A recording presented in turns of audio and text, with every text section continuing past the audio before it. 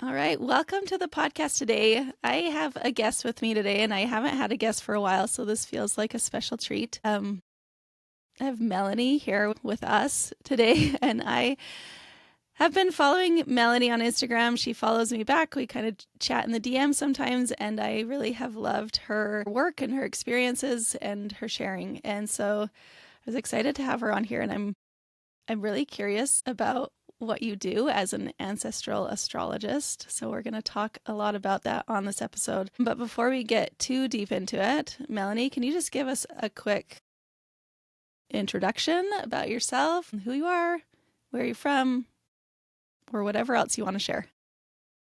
Right. So my name is Melanie. I surprise a lot of people. I'm actually born and raised in Baltimore, Maryland, in the States. It's a very post-industrial city. I don't really fit the aesthetic, if you will. And I'm also born on my Chiron line, which is like the deepest wound that you're meant to heal with your family. So it was pretty intense growing up there.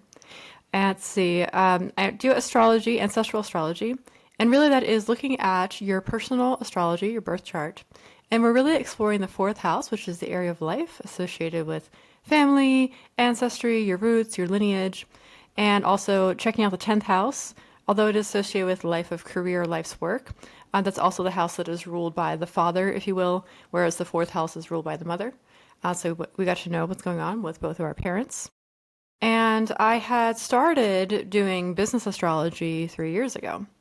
And I was doing the thing you're supposed to do, quote unquote, in business, doing the traditional business way, the high value skill in the marketplace, business astrology. Not a lot of people are doing that. You're supposed to carve out the niche so that you get all the clients and you put them in the funnel. Then you can automate it as much as possible so you can actually do what you really want to do. And I guess I have had business owner clients. Those are mostly people I serve as spiritual entrepreneurs. They have built businesses that way, but I kept finding that they either built a business that way, they did it out of spite, they did it to prove themselves to their largely absentee parents, and now the family stuff is still a mess. And I had found that I discovered that it doesn't matter how much money you make, I can always help people make more money. But if the dysfunctional family patterns are running your subconscious mind, like what's the point? You're not really dealing with the root of your issue. Fascinating. So you work mostly with like business owners, entrepreneurs, Yes. people with that. So since I moved out of the colonial business mindset, I've recently discovered, I think you follow her as well, the work of Simone Grace Seol. Mm-hmm. She's a Korean ancestral wealth builder. Since I moved out of that mindset, I guess you could say, I wish I could niche down to business owners and spiritual entrepreneurs. But I found since I developed my signature methodology, spilling the ancestral tea, I kind of attract anyone. So I know it goes against all business advice ever. But I find myself, if I put myself in other people's communities, people that are naturally Cancerian, meaning they naturally love the family concept, that it's very important for them to have relationships to family, those are the kinds of people that go to my offerings. Cool. Yeah, and I think business people or entrepreneurs are realizing that, you know, maybe that way isn't the best way to niche down, your ideal avatar or whatever. Like, I feel like in the age of AI and so much being able to be replicated, I think people want the real humans.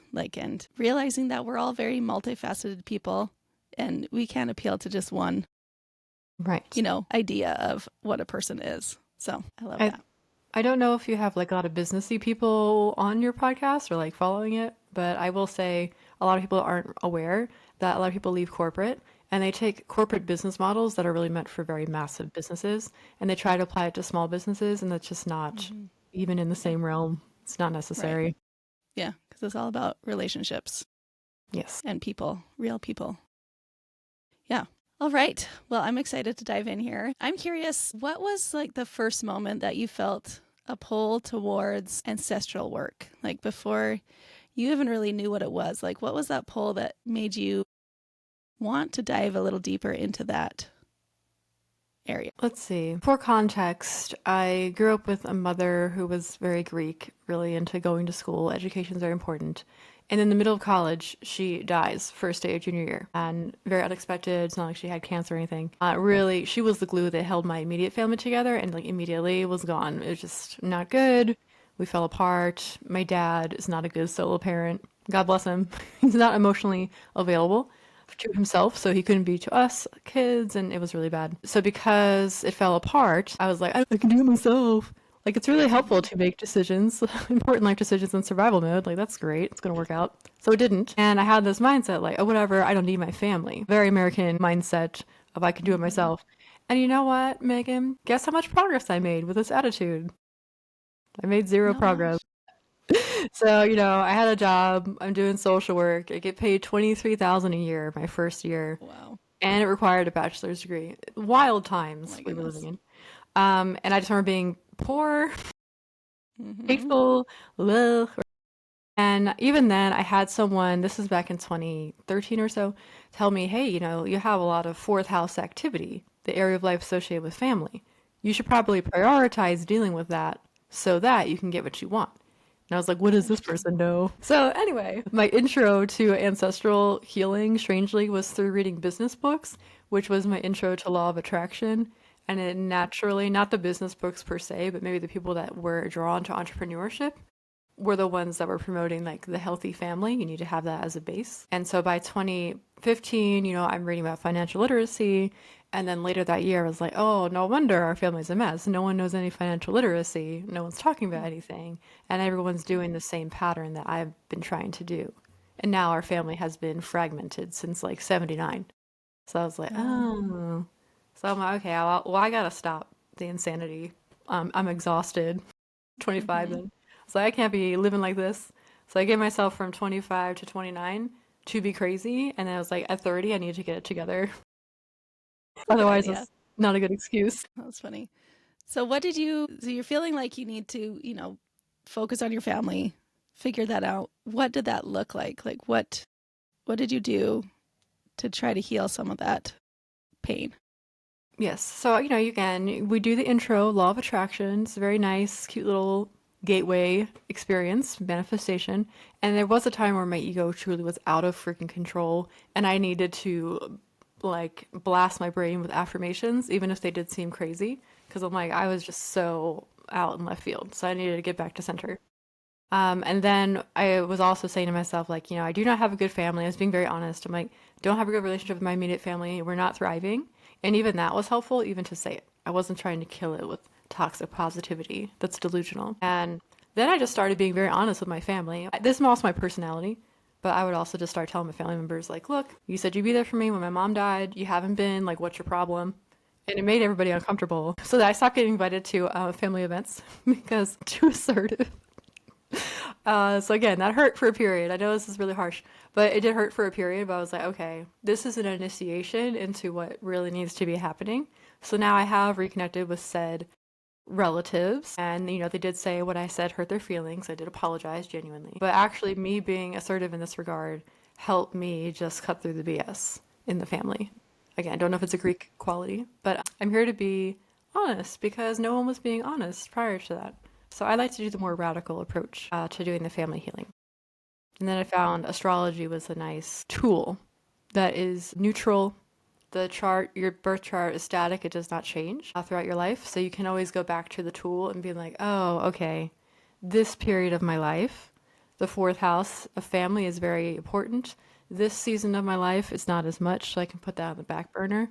That way I was just making informed decisions instead of just blindly charging forth and yelling at people. So when you say your family was difficult, was there like specific things or was it just that you kind of swept everything under the rug and didn't really talk about what's actually going on? Or can you talk a little bit about what that actually, the dynamic or what that felt like? Yes. So growing up in my immediate family, my mom, like being Greek was her whole personality. A very loud person, very into screaming. So, we're gonna have a disagreement. We're gonna yell about it for 10 to 15 minutes. We're gonna get to the bottom of it and we're gonna apologize.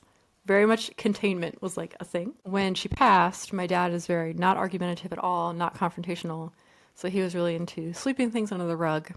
And then my Mm-hmm. brothers, my younger brothers, are just so passive because they just want everyone to get along. Like they don't have the fire like I do, which is fine. So again, it was estranged for 4 years because I was just starting arguments. But yeah, I'd say my immediate family prior to my mom's death, we were at least communicating honestly.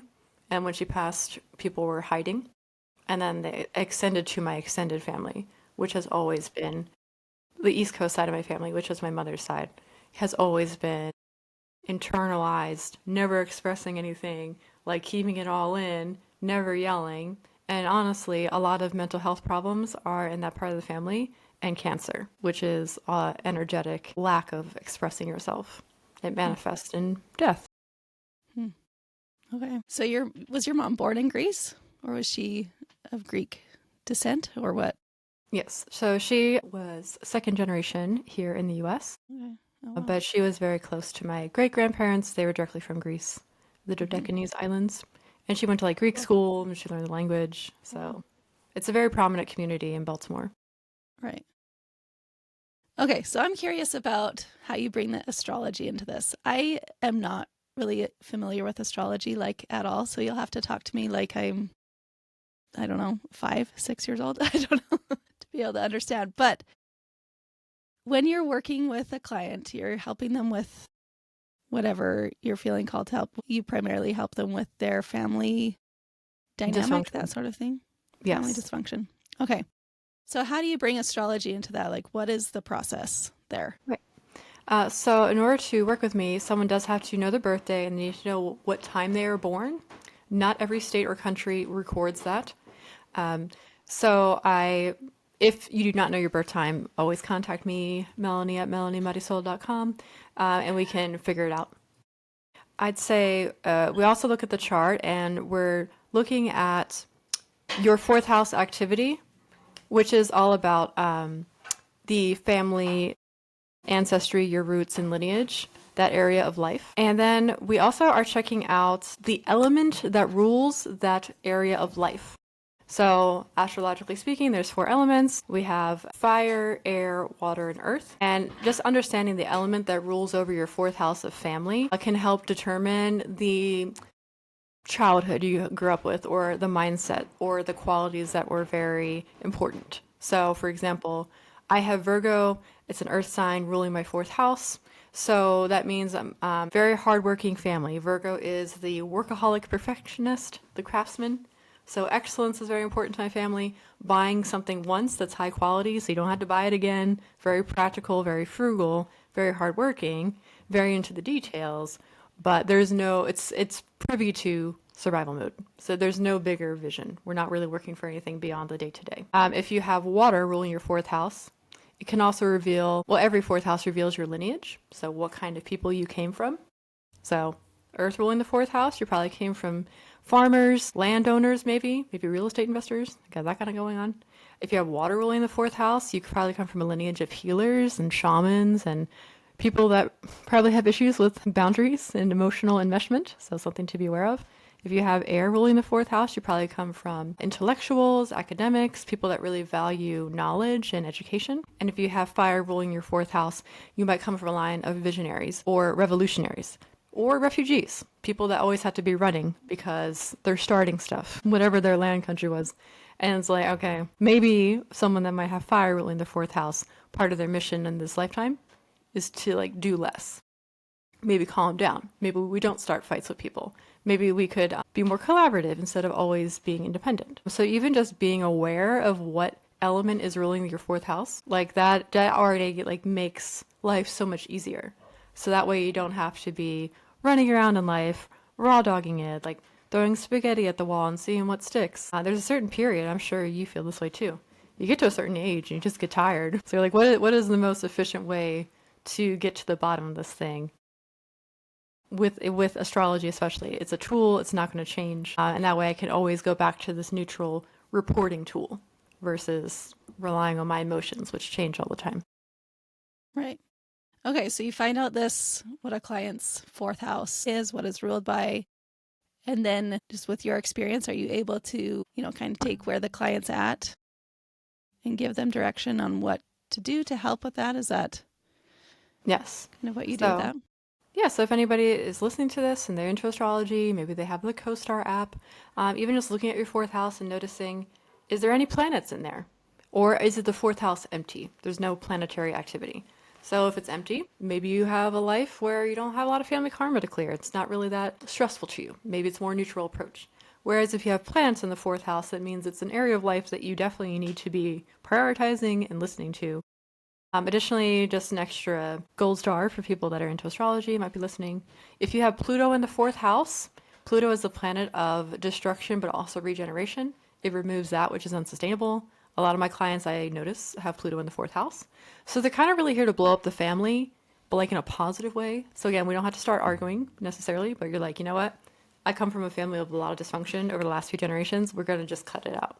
And so it can be very upsetting when my clients have Pluto in the fourth house and maybe they're asserting boundaries with their mother-in-law and there might be a little bit of a kerfuffle. And that can be really scary to some people if they don't have the assertive energy that I do. So Pluto in the fourth house also indicates maybe a parent that is not present. So even just knowing that, just being informed, really, I think removes the burden from people's shoulders as well. It's not all of them. There's other people in the family that are contributing to chaos. It's not all on you. Interesting. I like that because I feel like that kind of gives you strength to understand the different parts of it. And maybe I'm someone that often questions myself, like, is this right or is this not? And I feel like if you had that backing you, then you can maybe trust that, this is what I have to do. And this is how it's going to work. I'm curious what mine is. So I'm just like typing mine into your, I don't even know if this is the right app, but I do actually know the time that I was born because my dad kept a very detailed journal. But anyways, I'll have to look at that. If we have time during this interview, I'd love to read your chart to everybody if you want. Yeah, maybe. Should I I don't even know what I went on some website. Maybe we'll cut this part out, but maybe I'll get mine on here quick. What should I go to do it? You want to go to astro-charts.com. Let's see. Settings, I use equal house. Let's see. All right. Oh, wow. What an interesting chart. Oh, boy. There's a lot happening here. Oh, cool. Okay. I don't know what I'm looking at, but I see a circle. Great. Okay. Do you see a bunch of lines? Some of them are blue, green, yellow, and purple. Yes. Okay. And there's a lot of activity from the right side of the chart to the upper left. Do you see all that? Yeah. Okay. So if we're going to include this in the podcast, I can share some information with you. Okay, so looking at your chart, it could be a disaster, but not really, because you're a conscious person. You know what I mean? You have kids, like you seem stable, right? You're consciously moving through life at this point. Let's see. We have your Sagittarius moon in the 12th house. There's like a little crescent moon, and then the 12th house is considered the mind of the subconscious, the mind of the unseen, and the more conscious you are of your subconscious and whatever's coming up, and you heal it, the better your life progresses, the more you have things flowing. Sagittarius moon in the 12th house does indicate a healer of sorts. Sagittarius is the archetype of the traveling explorer, so very whimsical. And with it being in the 12th house, you could, if you wanted, you could be initiated if you could find a proper healer or mentor. You could be like a shaman. So that is a possibility for you. And then you also have this wild, weird-shaped planet. It's called Uranus in the 12th house. Uranus is the planet of unpredictability and shaking things up. So you might find the more you do your genealogical research, the more you're interested in seeing where the winding path goes, where we currently live right now in this, like, everything has to be organized and nothing ever changes, that you're going to probably find that that's not comfortable for you because you're meant to unfold naturally. You yourself have nothing in the 4th house, no activity. It's like little number 4. Good. This is good. We need genealogists that are not. Okay. We need stable genealogists. So with that, that just means that this area of life, according, like with family, your ancestry and your roots, even you creating your own family, you don't have a lot of drama necessarily. You're being a chill mom. Like, I think you said one time your kids when they were 5 said you were the worst mom ever. Because you, right. But it's not like you've had like drama with your kids, because I'm sure you've been like a great mom. It's been pretty mild. Yeah. Yeah. So good. That's great. So they don't hate you. Everyone's thriving. We like that. But you also have Pisces ruling that 4th house cusp, that line. So Pisces is the archetype of the I guess Christ would be an example of Pisces, right? Unity consciousness, one love, bringing everyone together. It's also Oh, considered a interesting. healer, also considered a person that's promoting unity. Christ would not be into necessarily building an empire. He wants everyone to come together in their own unique way, everyone getting along. Pisces also indicates a deep healer as well.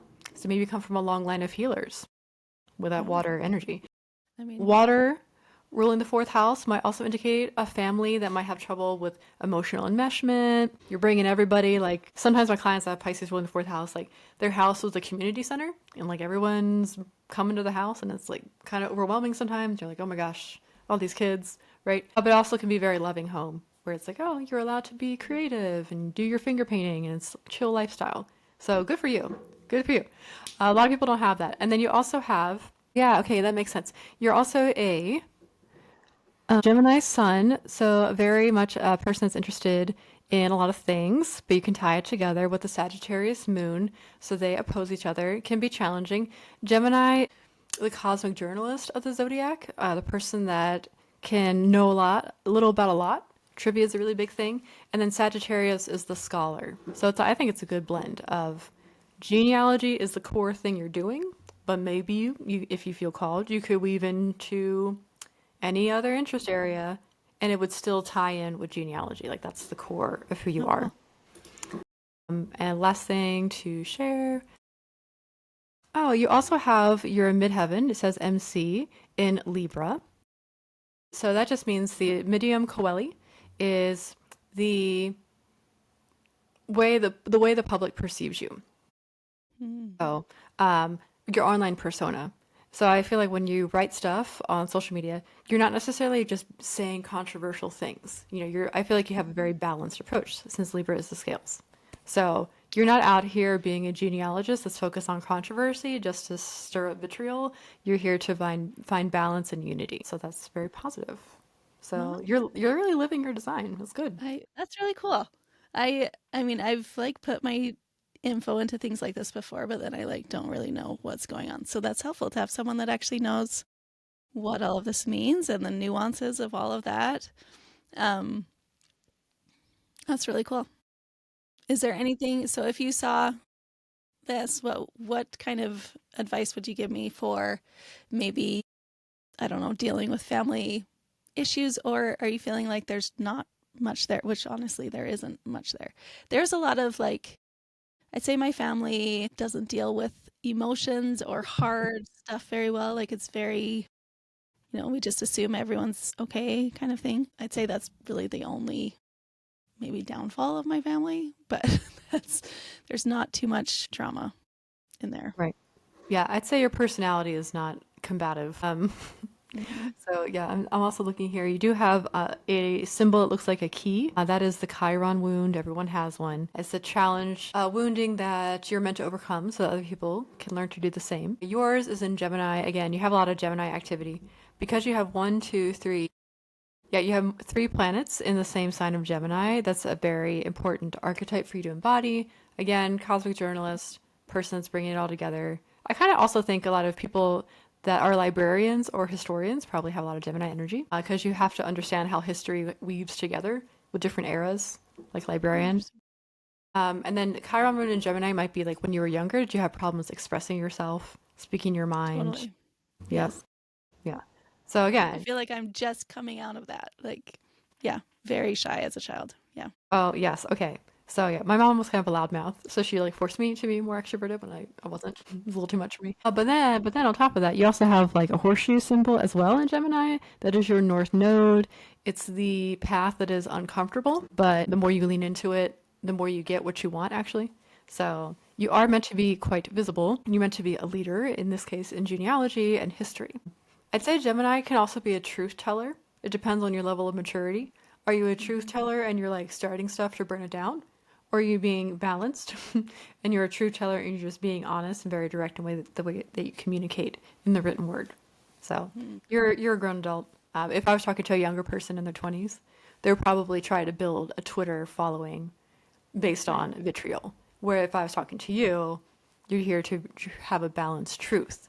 And then your community would be people that are not obsessed with doom scrolling. They are obsessed with getting to the root. So you're I'd kind say of like truth is a truth big is an deal. important thing to me. Yeah. And then 12. Well, this makes me feel amazing. you are amazing. And then Tell you me have more. yeah, no, well, I'll finish with this too. You do have a lot of 11th house activity. 11th house is associated with Aquarius energy. Aquarius rules over technology and the internet. And also, what else? Futuristic. It's a futuristic humanitarian of the zodiac. So if you have an online community or membership, that it would be a good thing to focus on versus always doing one-to-one work. So you have it laid out for you. It'll succeed. Cool. Well, this is amazing. Okay. Well, I'm like starstruck here. Okay. Well, thank you, Melanie. I'm like, Yay. okay, if anyone wants her to do that for them, I'm sure you'd be happy to help. Mm-hmm. That's awesome. Okay.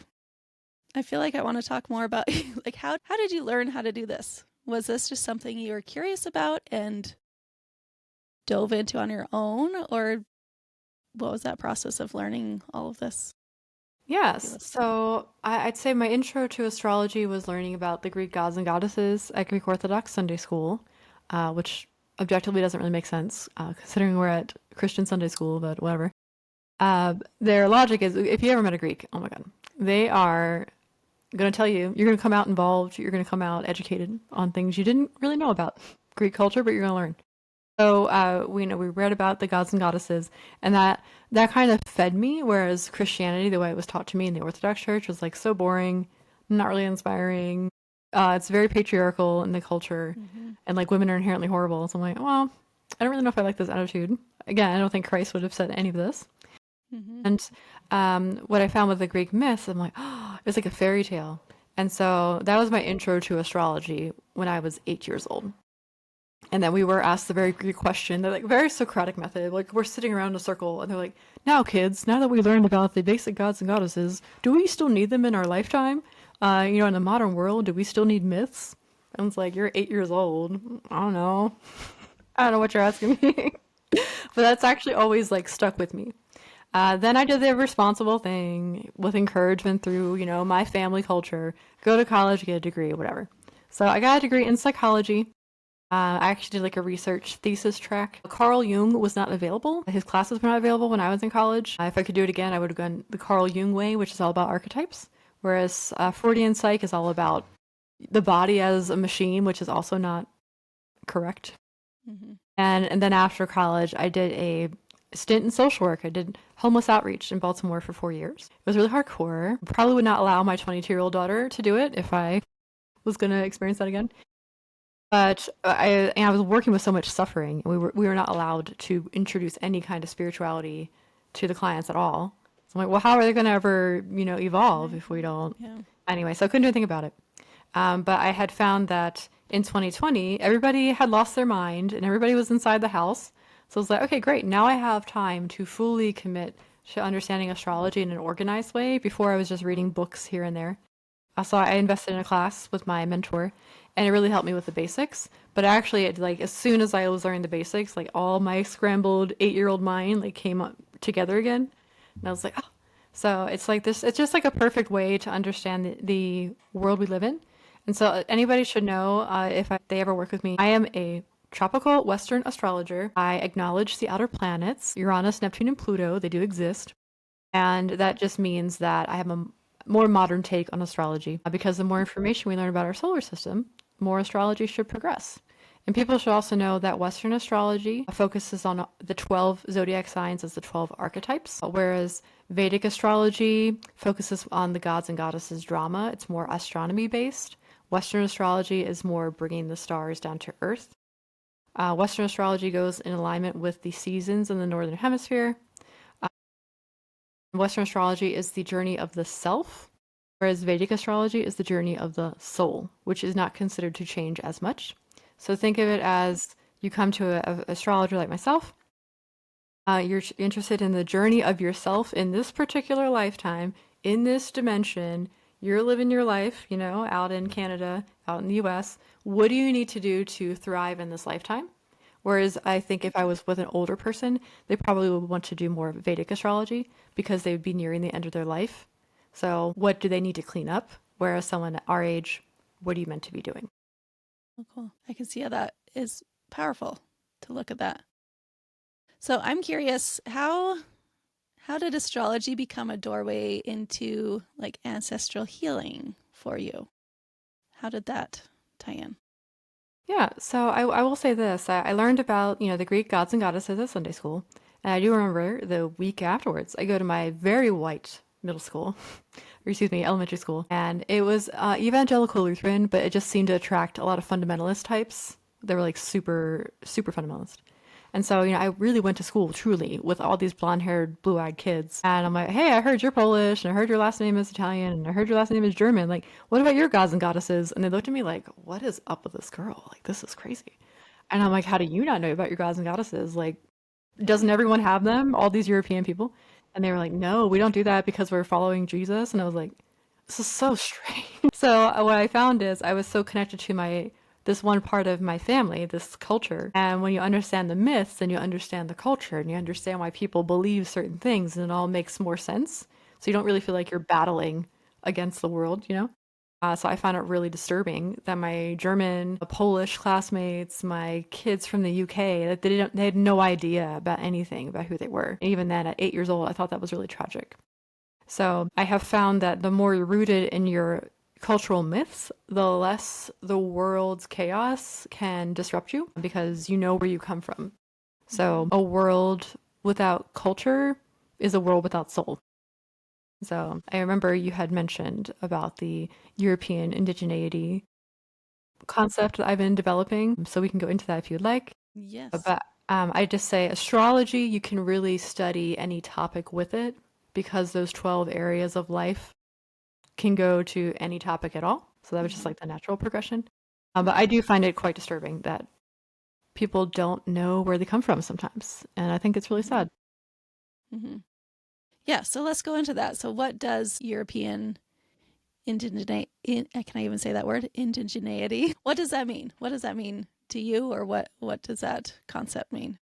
Yeah, so in basically since 1994, when I first saw Disney's Pocahontas, I was like, wow, this is mind blowing. Not only is this a period piece and they're animating humans in historic costumes, which I'd already seen, Mm-hmm. I'm like, oh gosh, it takes place in Virginia. I grew up in Maryland. I'm like, it's so close. And I was like, there was a whole group of people that were here beforehand and they understood the earth. I was like, that's wild. Like, my 4-year-old Uh-huh. brain was like completely mind blown. It's a beautiful movie, but it's like has not aged well at all, Yes. obviously. And I do remember my mom at the end, like she was like really into you watch a movie and like go look at the history immediately afterwards to like compare and contrast. And she Mm-hmm. was like, "This is a very beautiful movie, but it's not real. Don't don't forget this. Like this is entertainment. This is not history." So I was like, "What do you mean, mom?"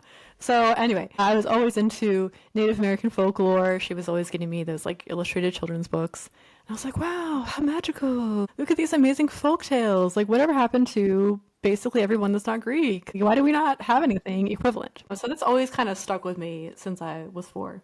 I'm also saying this, I'm not a genius. I'm just reporting on the facts. So over the years, my partner speaks German, and he was explaining that the term indigenous in German is pronounced einheimisch, and heimisch is the base word. Also, there is another interchangeable term called landeseigen, and that really translates to meaning from the soil or from the land. So again, controversial fact, Europeans are indigenous to Europe. Totally crazy. Like, I actually had people upset that I said this. I'm like, I don't even know what they're talking about. I think the term indigenous is so associated in America and Canada with like Native Americans. Yes. Like Yes. everybody is indigenous to Has somewhere. some. Yes. Right. Might have to go back farther, but yes, it is there. Right. So I'm not saying if you're, hey, like a blonde hair, blue eyed white girl in the Midwest in the US, and you really are digging on Native American culture and like you love the culture, you love their reverence for the earth, and now you're going to be a pretendian. That's a phenomenon Right. where people will get tans and like find regalia and show up at the powwow. I don't know what that's Yeah, about. no. Yeah, Don't do you that. take all that excitement, which is what the First Nations people are reflecting back into you. They're reflecting that you also come from a culture that was connected to the land at one point, and then you take it back to yourself and be like, okay, now I'm a white girl, but what is my heritage? Are we Welsh? Are we Scottish? Are we Irish? Are we from the Norse mythology? Are we from the Germania? Are we from Mm-hmm. Spain, the Basque country? Like where are we from? And then I mean, honestly, you start with like children's illustrated books, which I think are fun. And that way you can just connect to it. They communicate the essence. It's fun to do with your kids as well to get them on the board early. But then you're like, oh, the whimsy, and it'll make sense in your soul, right? So if we're returning to our European indigeneity, we're returning to the pre-Christian earth honoring practices. There was land stewardship. There was an understanding of the earth. Life was seasonal. You did not work between the hours of 1 p.m. to 3 p.m. in the fields. It's the hottest time of day. Get in there and go take a nap. The field spirits will deal with it, and then you come back out for the evening, Just understanding how we operated before the Roman Empire distorted Christianity to get everybody under one idea. Again, I also tell my clients, because I work with a lot of Christians, maturity is understanding the difference between Christ consciousness and his word versus what Christianity has become. Right. Yeah. Right. So it's not like some weird post-Hitler neo-Nazi inspired nationalist agenda that I'm trying to promote at all. It gets weird over there, and I think it's kind of can be ripe for white supremacy. Like that's not what I'm talking about. Like what what were we doing before you emigrated to Canada, before you emigrated to the US, before you went to Australia, all the way out in Australia? Like how did your family get here? Were they forced to come here? Or were they fleeing war? Like, I probably wasn't an organized decision. What were they eating? What are the cultural foods? You might find that when you start eating your your ancestral dishes, maybe you might reverse some health problems that you might be having because your family wasn't eating processed marshmallows. They were eating stuff that they tilled from the soil, right? What were the seasonal holidays that they practice, I'm not saying we got to bring back animal ritual sacrifice. I mean, that's a little silly, right? How do we pull the best of that pre-Christian European ways to the modern world and integrate it with where we are currently? We don't have to make it weird. Not everybody has to go homesteading. Women don't have to wear corsets and stays like I do. But also, you might want to investigate why they're wearing them for hundreds of years. Like you might find it's better for your breast health. So just being aware of where your people came from and what happened, and maybe where we went off the rails as a family, it would be a lot more healing. Yeah. I think that's interesting. And when I went to Wales last summer. That's where my grandma was born, and it felt very like I think because I know there were so many generations that were in that one area, it just felt so, I don't know, magical. Whereas the rest of my family, they came to Canada like hundreds of years ago. There wasn't that like potent feeling of like deep roots there. I've seen where my ancestors came to here, but like it just didn't feel the same. So I'm curious, how have you integrated that into your own life? Have you looked at you said your mom was Greek. I think your dad, was he? Yeah, my dad is Mexican, and then my mother was Greek and Slavic, but she was closer to the Greek side of the family. The Slavic side of my family has been a struggle lesson since, gosh, probably 1800, if not earlier. Like, seriously, it's just not good. So my mother was Greek and Slavic, so that means I had a Greek grandfather on my mother's side, and I had a Slavic grandmother on my mom's side as well. And so I even found a photo of my great grandmother that had been lost forever. It's this woman on this side. And I remember like being obsessed when I was a kid and like staring at this photo of her. So even then, now I'm an adult, right? So as a kid, I only saw like this portrait of her from the waist up. But if you look at this photo, she came to New York in 1910, 16 years old. She was a servant.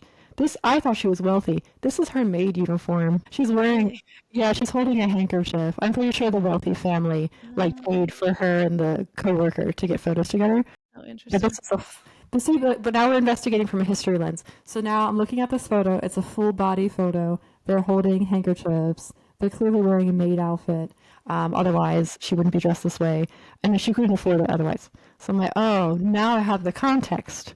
I did not come from money. Not at all. Like, she met my great-grandfather when they were 18 years old, which would explain the domestic violence and general immaturity. Like, they were very young when they got married and had, like, 10 kids. So to illustrate all that, I'm like, oh, great. Now I have the context. And even if you get messed up information or you find out the family is hyper dysfunctional, but at least you know why. You're not just Yeah. guessing, you know? So for me, I think you had asked me another question, like which ancestors do I feel closest to? Mm-hmm. And I will say to your listeners, when you start doing this ancestral healing work, you start figuring out where you come from. You pick out the kids' books, the children's illustrated books. If people contact me, I can give them a list of curated books Yeah. that I used to read. You understand the mythology. Maybe you can progress into an adult mythology book. But then you can also investigate, oh, what were the cultural foods? What were the cultural clothes? Maybe there's meaning behind it. So Slavic mysticism is very beautiful, and even their embroidery is meant to be casting a spell for protection or love, right? So you're infusing that in spirituality into the clothing. Um, because I grew up in a very white area, I was very disconnected from my Mexican heritage. So when I moved out to California in 2020, I lived there for 3 years. I was reconnecting to my dad and my Mexican side of the family. And I just really enjoyed being in Los Angeles, and there's like Mexican people everywhere with delicious food. And like, I was like, oh, I feel really home here. I feel very comfortable. But even then, my Mexican ancestors in meditations and dreams, they actually had their back to me. They did not engage. So instead of me assuming like they hate me, it's probably because it's not really a high priority to connect with them because the rest of my family practices Dia de los Muertos and everything. So I did have a dream where they're like, Mija, like your East Coast family needs a lot more help. Like come back to us later. Don't worry. So I had moved back to Maryland in 2023. I was doing a mediumship session with my friend, John Tersey. He is a true medium. And he thought during the session that he was connecting with my great grandmother. But actually, it was an even older babushka. She had like the babushka scarf on and very short, has a very wizened face. And she wanted to give me roses because I was the only one in the family attempting to remember who was who prior to my family emigrating here. So I also asked him, I was like, oh, should I leave out food? And she was like, don't be weird. We're Christian. Like, don't do that. But just remember us. Like, we really wish you would just like leave out some water for us and remember our names. And I was like, that's so nice, right? So now I feel like that I was led to connect to the Slavic side of the family. Whereas Mm-hmm. the Mexican Greek, I already kind of grew up with it, or the rest of the family's already connected. So it's not as much of a priority. Which, again, when you do ancestral reconnection, you will find, again, just life will weave and unfold as it's supposed to. You don't have to do it all at once. I love that. Yeah, it feels like you just take one step and then something else opens up, and a new connection or a new desire comes to fruition. Okay, so I'm curious, how can astrology can astrology reveal ancestral patterns? Hmm. Yeah, let's go there. Yes. So I do my signature program, Spilling the Ancestral Tea. I do it live in person. And it's basically a workshop where we, again, work with that fourth house cusp, the fourth house area of life associated with family and ancestry. And we investigate your ancestral challenges, but also the gifts. This is all revealed in the fourth house, right? We don't have to do a whole huge investigation of the entire chart immediately. So we go over the ancestral challenges, the ancestral gifts. A lot of talk of ancestral trauma these days, but your ancestors also gave you gifts and natural abilities. So now you know, I can grow houseplants. I do come from a family of farmers. Like, I'm very confident I'm going to go have a garden next spring, you know? We'll also cover your mission in this lifetime and the lineage of, the types of people that you might have come from. And even just illuminating that one little section in your chart, since there's, 12 houses in total. But even just going over that fourth house and spilling the ancestral tea is just like so illuminating, so helpful, cutting through the nonsense, right? And then at the end of spilling the ancestral tea, my collaborator, John Tersey, owns Traveler's Tea House. We do a tea leaf reading ceremony at the end. You can ask them anything. But it's a nice way to also connect with the ancestors and integrate what we do together. So it's just nice. I think people underestimate sometimes astrology, like, oh, we have to accommodate the whole chart and everything that's going on and look at all these lines and planets. But again, just even acknowledging what has happened and the dysfunctions is really what is healing. Because that way you don't have to call up anyone afterwards and scream at them. You don't have to necessarily cut anyone off, Maybe you can finally accept, but you know what? My dad's not emotionally available. He's never going to be. That's okay. Yeah. Like, I'm going to have boundaries with him, but I still love him. And we're not Mm-hmm. wallowing. Mm-hmm. So even understanding again, that element that's ruling that fourth house cusp can indicate the dysfunctional pattern. So say fire is ruling your fourth house. you got the natural ability to like take charge, lead a movement, like get things done, but also you're burning bridges if you're not conscious, and you're starting fights that are unnecessary, or you can't stay rooted because you're too busy being chaotic. So that can reveal a dysfunctional pattern. If air is ruling your fourth house, you're all up here, you're all intellectual, you're not emotionally available maybe all the time. So you're really smart, but do you share it with anyone, or do you lock yourself away in your study and you don't share your gifts? If you have water ruling that fourth house, you can be a great healer. You could be a shaman if you wanted. If you find a proper mentor, you could lead plant medicine ceremonies. You can be really awesome at helping people move through transformation. But the alternative is you're enmeshed. I've had healers that have a lot of water elements in their fourth house, and they develop cancer because they don't have energetic hygiene. So there's gifts and there's challenges, right? Right. There's kind You of have another side to each of them. Yeah. Yeah, so like Earth is ruling the fourth house, really hard worker, getting it done. You have exquisite taste, obviously, but maybe it can be you're hoarding a bunch of stuff because you're like, oh, well, we won't have enough money. And you're led, all your life decisions are based on fear of security and like you don't have enough. Well, okay, that's helpful in wartime. It's not really helpful for our day to day. So, how can we balance the hardworking nature with actually enjoying life? You know, I will say too, no, it's not popular. Any element, honestly, ruling that fourth house. A lot of people have domestic violence issues in families, if not sexual trauma as well. But I find that it's more prominent for those that have fire or water ruling the fourth house because those particular elements are so unpredictable. So, again, doesn't mean you're screwed, doesn't mean anything's wrong, but just understanding that actually horrible things like sexual abuse, incest, molestation is actually a lot more common than society would rather acknowledge. Again, so it's not that you necessarily did anything wrong, but at least it's been illuminated now, and you don't have to continue doing it. So as you're helping clients reconnect to their lineage, their heritage through this work, what kind of opens up for them? How does that change their experience or their life, or what does that do for them? Yeah, I think it really helps people immediately. I like really helping people immediately take down any burdens that they might be carrying. Most of the time, Mm-hmm. it's really not what you need to be doing. It never was. You're really actually carrying other people's stuff that has nothing to do with you, especially people that might have womb issues. Again, water really in that fourth house cusp. There might be like womb healing, womb trauma. Actually, if you dig into it, you realize it really isn't even yours. So now you can look at it a little more objectively. Like look at it in your hand and be like, this isn't even mine. I'm going to let it go now. It doesn't have to be a long drawn out process. I think it also opens up people to new possibilities, at least my business people. Oh, I've always felt the need to open up a coffee house, but I've never worked in food service, blah, blah, blah. Well, I'm looking at the rest of your chart as well and your own family history. Your great granddad opened up a coffee house. So clearly you have the acumen to do it. So now you have to cut through, you don't have to like sit through experimentation. You're like, oh, look at that, cutting through the nonsense. Or maybe you might find a gift that you didn't even know you had. So maybe you have the ability to be a healer. Maybe you have the ability to be an entrepreneur, but you grew up in a family that was like really focused on the stable job, right? So Mm-hmm.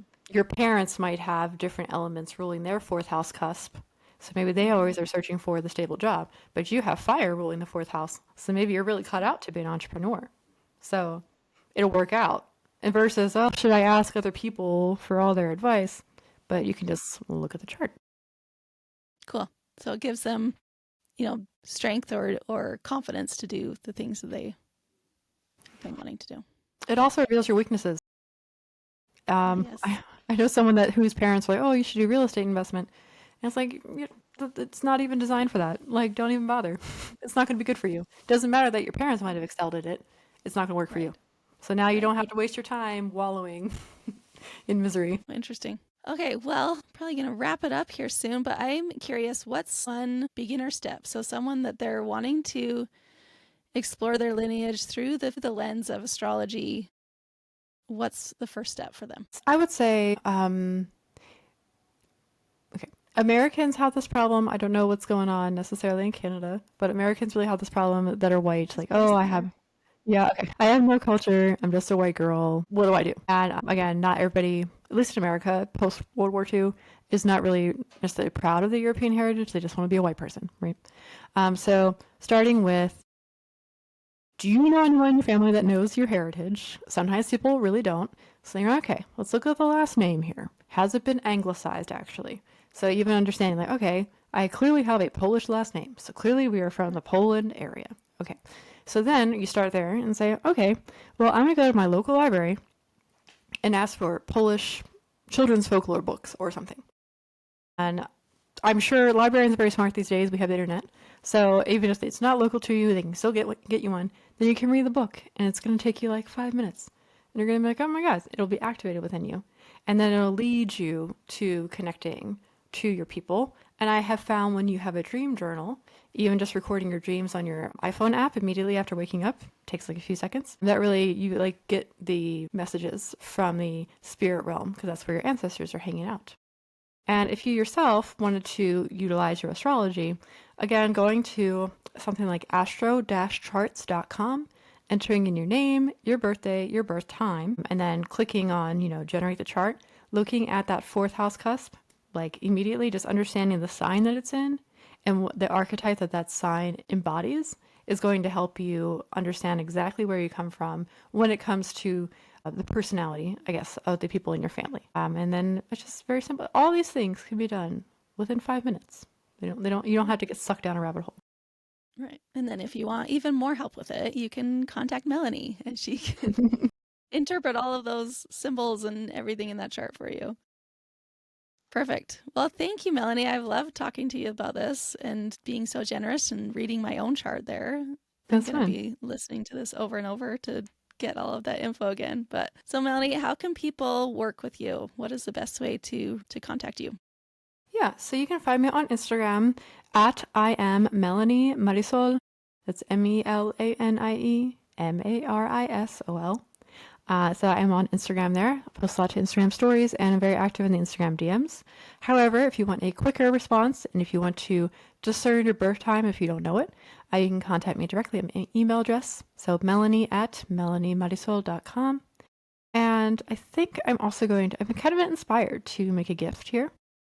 So I will send you the link when it's up, but it's called thelineagerevival.com/gift. And I think I will create a 3-day way to connect to your ancestors. So a little 3-day email sequence. Amazing. Yeah. Thank you. Perfect. Well, thank you, Melanie, for coming and for sharing all of your wisdom with us. It's been fabulous talking to you. I'll put all those links in the show notes and definitely go follow Melanie and reach out to her if you'd like to dive into this even deeper. So thank you so much, Melanie. Thank you for having me. Thanks so much for listening to the podcast today. If you have been enjoying this podcast, I would love for you to leave a rating and review or share it with a friend. That's how this podcast grows, and I would love for you to share about it.